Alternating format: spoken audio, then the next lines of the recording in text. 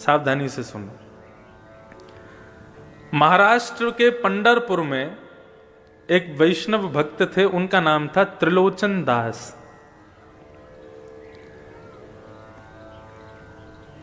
अपनी युवावस्था में ब्याह के बाद उनको कोई संतान नहीं हुई, तो वो निश्चिंत रहे, चिंता नहीं की। उन्होंने कहा श्री पंडरीनाथ भगवान ने हमको संतान नहीं दी, क्यों? क्योंकि पंडरीनाथ भगवान हमारे पुत्र हैं, वे ही हमारे पुत्र के रूप में हैं, इसलिए हमको उन्होंने कोई संतान नहीं दी। ऐसी भावना वो रखते थे।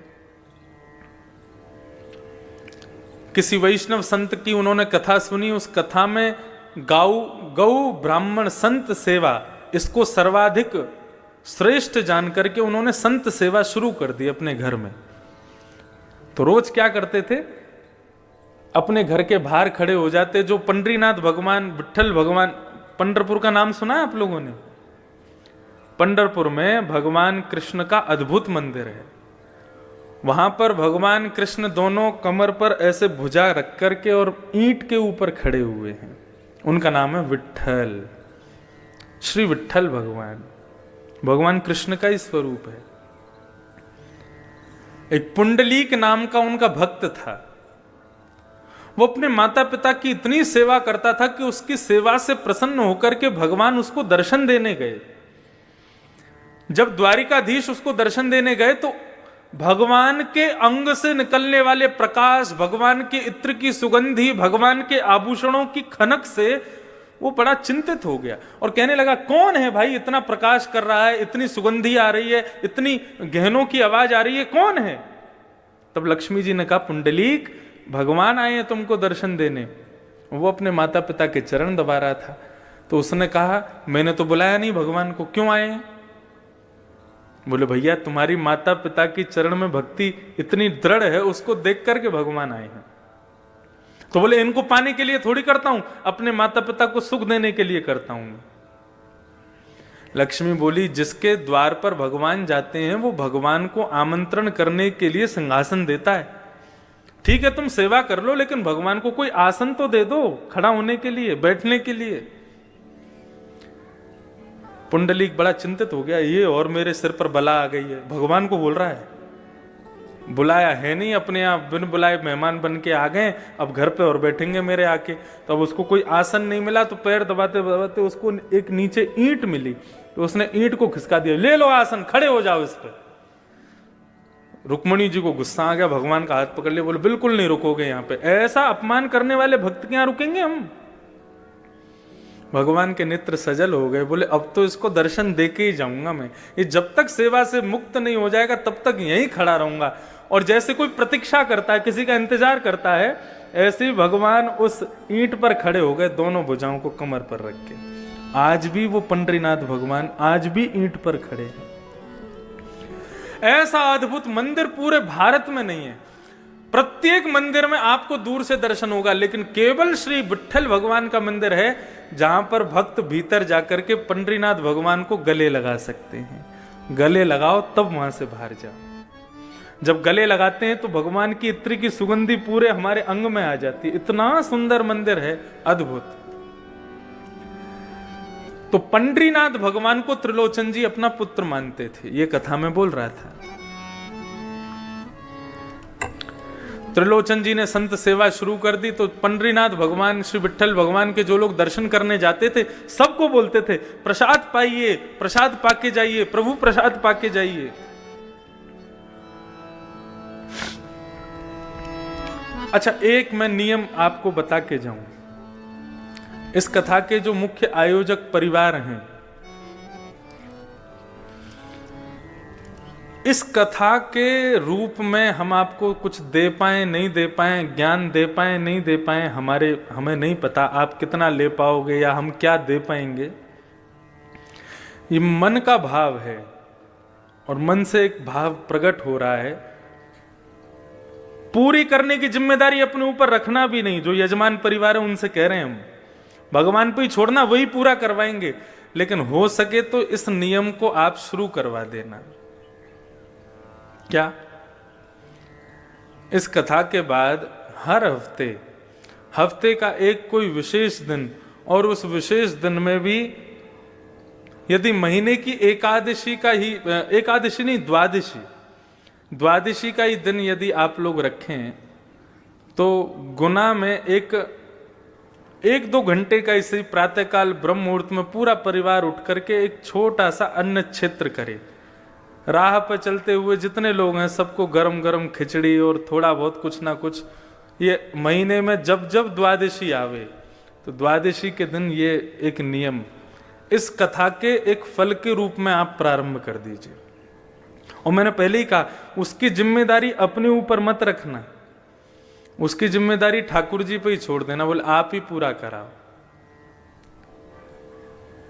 हमें कम से कम ये सांत्वना रहेगी कि हमने अपनी कथा के द्वारा गुना में, और आपको भी एक संतुष्टि रहेगी उस कथा से, हमारे गुना क्षेत्र में प्रत्येक द्वादशी को एक छोटा सा अन्न क्षेत्र चलता है। अन्न ब्रह्म है और उस अन्न का बल ही इतना तीव्र होगा, उस अन्न क्षेत्र का बल ही इतना तीव्र होगा कि वो अन्न ही इतना बल प्रदान करेगा कि इस जन्म क्या अनेक जन्मों तक, आपके कल्प कल्पांतर तक आपके परिवार का कोई भी व्यक्ति अन्न से वंचित कभी नहीं रहेगा। अन्न की कृपा सदैव उस पर बनी रहेगी। तो ऐसे सब लोगों को पूड़ी सब्जी है, खिचड़ी है, जो इच्छा हो, महीने में जब भी द्वादशी आवे, एकादशी के अगले दिन ये एक अन्न क्षेत्र छोटा सा आप प्रारंभ करो। और उसकी कृपा क्या होगी, उसका बल क्या होगा, वो भागवत जी आपको स्वयं दर्शन करा देंगे। ये आपकी सामर्थ्य के ऊपर है, रोज कर सको रोज करो, लेकिन द्वादशी को हो तो द्वादशी को करो, लेकिन ये अन्न क्षेत्र जरूर। परम पूजनीय प्रातस्मरणीय श्रीमद् भागवत के व्यास मंच की गरिमा जिन्होंने स्थापित की अनेकों वर्षों से, परम पूजनीय श्री डोंगरे जी महाराज, उन्होंने जहां जहां कथा शुरू की वहां वहां अन्न क्षेत्र शुरू कर दिए और आज तक उनके अन्न क्षेत्र चल रहे हैं। तो भागवत कथा का सबसे बड़ा मूल्य यही है कि व्यक्ति उस क्षेत्र में जहां भी कथा हो वहां अन्न और ज्ञान इन दोनों से कभी वंचित ना रहे, यही भाव। तो त्रिलोचन जी सबको बुलाते थे, प्रभु प्रसाद नाम रखा था अन्न क्षेत्र का, बोले सब लोग आओ प्रसाद पाओ प्रसाद पाओ। अब वो इतना स्वादिष्ट भोजन बनाते थे कि 100 से 200, 200 से 500, 1000, अब तो प्रत्येक दिन 5-5 हजार लोग भोजन करते थे उनके यहां पर। और बनाने वाले कोई नहीं, त्रिलोचन जी और उनकी पत्नी, दो ही लोग, परिवार में और कोई था नहीं, संतान थी नहीं। सेवा करते करते करते करते करते अति वृद्ध हो गए। अति वृद्ध होने के बाद में उन्होंने भगवान से केवल एक ही इच्छा रखी, प्रभु आपने हमें संतान तो दी नहीं, हमने आपको ही पुत्र माना है, लेकिन अब आपसे एक प्रार्थना करते हैं कि हम दोनों बड़े वृद्ध हो गए, हमसे भोजन बनता नहीं है, सबको पवाने में बड़ी दिक्कत होती है, एक कोई वैष्णव भक्त हमको कोई एक नौकर मिल जाए जो हमारे यहां पूड़ी सब्जी रोटी साग चावल ये सब बना दिया करे और संतों को परोसवा दिया करे, तो 2 से 3 हो जाएंगे तो सहजता रहेगी। तो दिन रात भगवान से यही प्रार्थना करते थे, एक बढ़िया श्रेष्ठ नौकर मिल जाए, एक कर्मचारी मिल जाए हमको। तो एक दिन श्री त्रिलोचन जी बैठे थे, इतने में ही ऊंची धोती पहन करके, सर पर स्वाफा बांध करके, बड़ा सुंदर सुकोमल स्वरूप सांवला सा एक नन्हा सा बालक त्रिलोचन जी के पास में आ गया। त्रिलोचन जी को आगे प्रणाम किया, बोले हाँ बेटा बताओ कहां से हो, कौन हो, क्या है। बोले हम काम ढूंढ रहे हैं, तो काम मिल जाएगा तुमको यहां पे,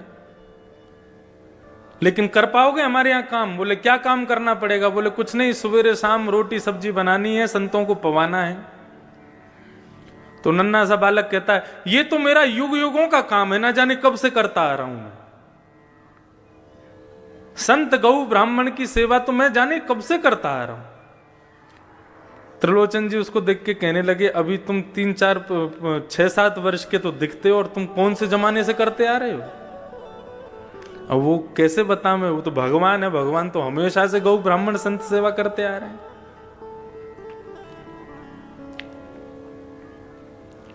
एक पंचतंत्र की कथा में यह भाव बताया जाता है।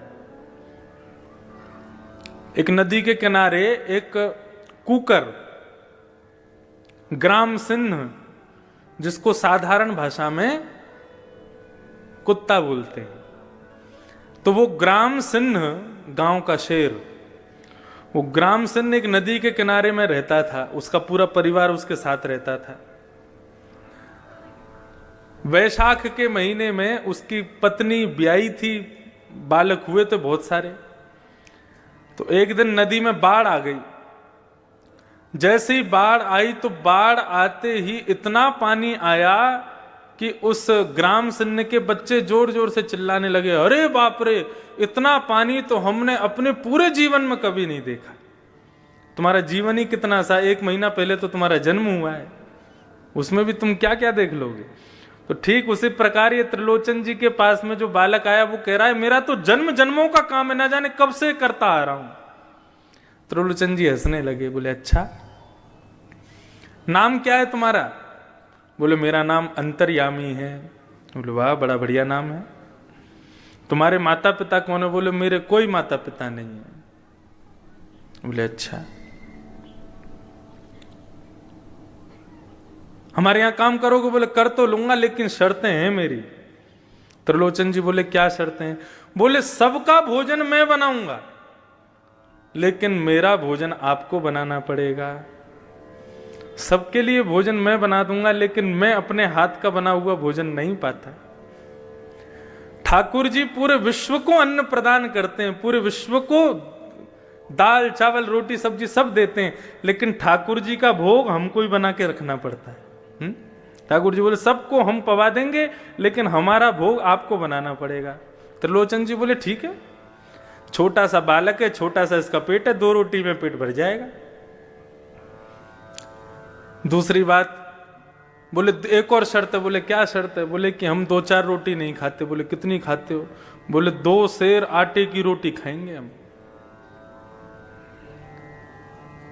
अब त्रिलोचन जी की पत्नी कहने लगी, सेठानी जी, बोले कोई बात नहीं, पूरे दिन में तुम सबको हजारों लोगों को पवाओगे, 1-आध सेर आटे की रोटी हम तुमको खवा दिया करेंगे, कोई बात नहीं। बोले एक और शर्त है। बोले तीसरी शर्त क्या है? बोले तीसरी शर्त यह है कि हम जितना भी खावें आपको खवाना पड़ेगा। कभी अगर ये बोल दिया बहुत पेटू है, बहुत खाता है, तो मैं छोड़ के चला जाऊंगा, मुझको कभी टोकना नहीं।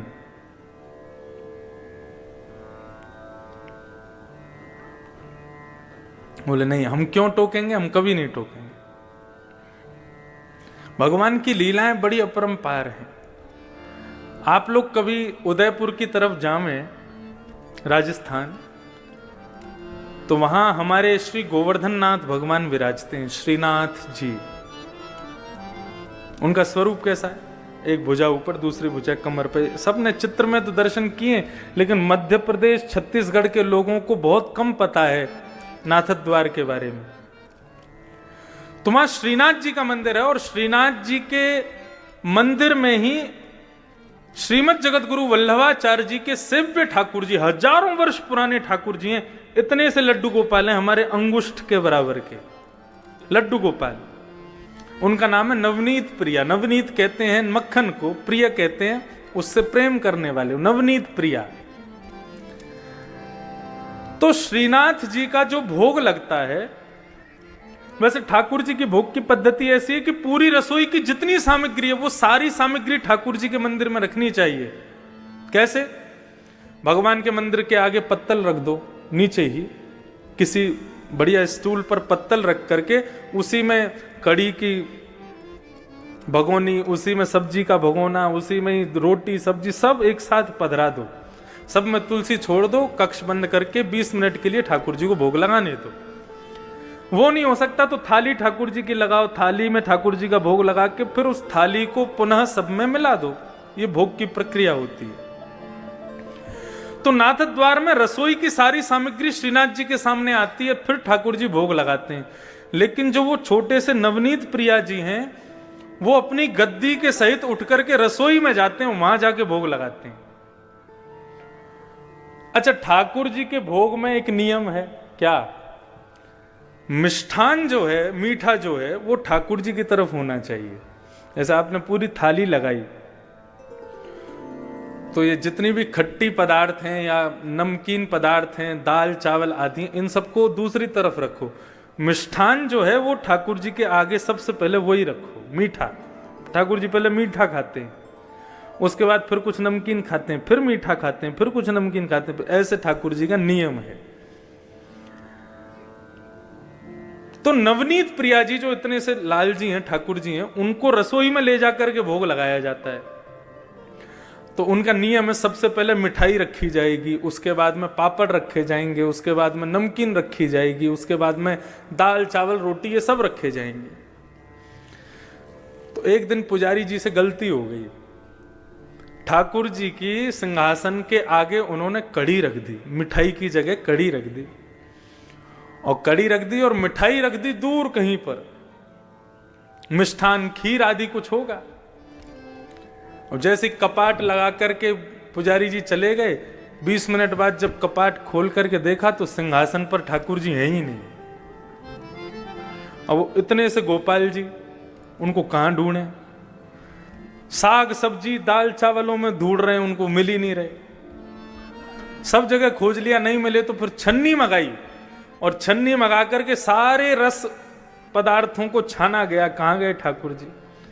सबको छानते छानते अंत में जैसे ही वो कड़ी जो सामने रखी थी उसको जैसे ही छाना, उसमें ठाकुर जी मिल गए। तो पुजारी जी को लगा, वाह आपको कड़ी इतनी पसंद है, अब तो भैया रोज कड़ी बनेगी। अब तो 15 दिन तक रोज कड़ी कड़ी बन रही है महाराज, कड़ी का ही भोग लग रहा और कुछ लगा ही नहीं रहे। बोले इतनी बढ़िया लगी कि उसमें कूद गए। तो एक दिन पुजारी जी के सपने में रोते हुए भगवान आए। पुजारी जी बोले क्या हो गया, आप रो क्यों रहे हो, हमसे सेवा में कोई अपराध हो गया? बोले तुम रोज कड़ी कड़ी खवा रहे हो। बोले उस दिन आप कूद गए कड़ी में तो हमको लगा आपको प्रिय है इसलिए लगा रहे हैं।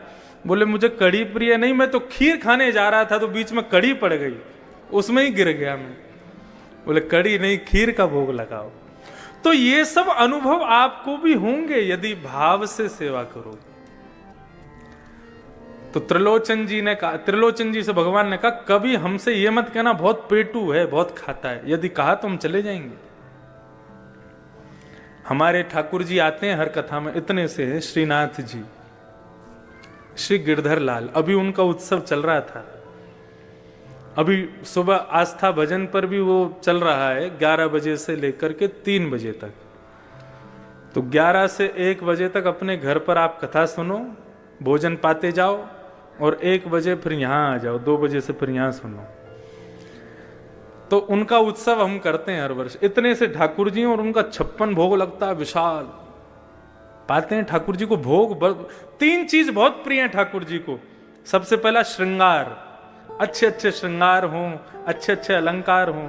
दूसरा ठाकुर जी को प्रिय राग, कीर्तन कथा, ये सत्संग भजन, ये सब ठाकुर जी को प्रिय है। और तीसरा ठाकुर जी को प्रिय भोग। बस ये 3 ही सेवा के स्वरूप हैं, इसके अलावा कुछ नहीं करना। राग भोग और श्रृंगार। तो त्रिलोचन जी बोले हमको कभी पेटू मत बोलना। बोले कभी नहीं बोलेंगे। अब तो महाराज भगवान अंतर्यामी ने सेवा करना शुरू किया। कड़ी बनाते हैं, सब्जी बनाते हैं, खीर बनाते हैं, पूड़ी बनाते हैं, रोटी बनाते हैं, अकेले बैठ करके बनाते हैं, और सब संतों को पवाते हैं, सबको पवाते हैं। सब लोग अपनी उंगली चाटते रह जाते हैं, ऐसा स्वाद। और सबसे बड़ी कमाल की बात तो ये कि कितनी भी पंगत आ जाए कभी भी सब्जी कम नहीं पड़ती। और सबको पवाने के बाद फिर ठाकुर जी स्वयं बैठते हैं, सेठ सेठानी पूरे दिन बना बना के खिलाते हैं, पूरे दिन खाते ही रहते हैं। रात्रि में अपना भोग आदि से निवृत्त होकर फिर मालिश करते हैं, तेल लेकर के त्रिलोचन जी के पैर दबाते हैं, हाथ दबाते हैं, शरीर की पूरी मालिश करते हैं। वर्षों से सेवा कर रहे अंतर्यामी भगवान, उनकी सेवा से त्रिलोचन जी की वृद्धता चली गई, बिल्कुल युवा जैसे दिखने लगे। आस पड़ोस के सब लोग कहने लगे, बोले महाराज तुम्हारे यहाँ बढ़िया नौकर आया है, तुम्हारे दिन बदल दिए, देखना बुढ़ापे के बाद युवावस्था आ गई तुम्हारी। तो लेकिन सेठ जी की पत्नी को सब कहने लगे सेठ जी पर बड़ी कृपा की है तुम्हारे सेवक ने, लेकिन तुम अब भी वृद्ध हो, तुम अभी भी बुढ़ी हो, क्यों? बोले सेवा इनकी करता, हमसे तो करवाता है वो। पूरे दिन रोटी बना बना के खिलाना पड़ता है उसको, बहुत पेटू है, बहुत खाता है। जैसे ही ये बात कही है भगवान अंतर ध्यान हो गए। शाम का समय हुआ, त्रिलोचन जी और उनकी पत्नी ढूंढ रहे हैं, बेटा अंतर्यामी कहां हो? पूरा घर खोज लिया, कक्ष खोज लिए, गली खोज ली, मोहल्ले खोज लिए, लेकिन नहीं मिले। इतने व्याकुल हो गए, अपनी पत्नी से पूछने लगे, तुमने कुछ कहा था क्या उसको? बोले नहीं, मैंने तो कुछ नहीं कहा। तो फिर कहां गए? कहीं तुमने गलती से पेटू है, बहुत खाता है, ऐसा तो नहीं कहा? बोले कि मुझसे अपराध हो गया, मैंने अपनी सहेलियों से कह दिया था। ओहो। बस उसी बात को ध्यान करते हुए भगवान के मंदिर में गए। श्री पंडरीनाथ भगवान ईंट के ऊपर खड़े हैं, दोनों भुजा रख करके। त्रिलोचन जी रोने लगे, भगवान के चरणों में प्रार्थना करके बोले, आपने संतान नहीं दी, हमने स्वीकार किया। आपने परिवार नहीं दिया, हमने स्वीकार किया। लेकिन आपकी कृपा से एक वैष्णव भक्त नौकर मिला था हमको, अंतर्यामी। हमसे अपराध हो गया, वो हमें छोड़ के चला गया। प्रभु हमें कुछ नहीं चाहिए, हम जीवन पर्यंत उसको देख देख करके जी लेंगे, लेकिन कृपा करके उसको वापस बुला दो। ऐसा कहकर के त्रिलोचन जी जैसे ही रोने लगे, भगवान से देखा नहीं गया और सामने खड़े हुए पंडरीनाथ भगवान ही अंतर्यामी के रूप में प्रकट हो गए और सेठ जी को अपने हृदय से लगा लिया। बोले, गौ ब्राह्मण संत सेवा के लिए कोई सेवक आपके घर नहीं आता है। यदि संत सेवा में किसी की अति निष्ठा है तो उसको मेरा ही स्वरूप मानिएगा, वो मैं ही आया हूं। साधारण मानव की संत में कभी इतनी निष्ठा नहीं हो सकती, मेरा ही अंश उसके भीतर जाकर के संत के प्रति निष्ठा को प्रकट करता है, वो मैं ही था।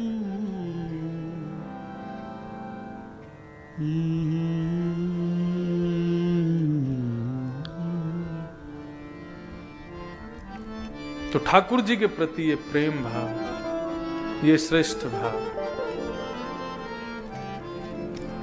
विश्वास के साथ प्रकट होगा। तो भक्ति के 3 सूत्र में बता रहा था, विश्वास, दूसरा संबंध और तीसरा समर्पण।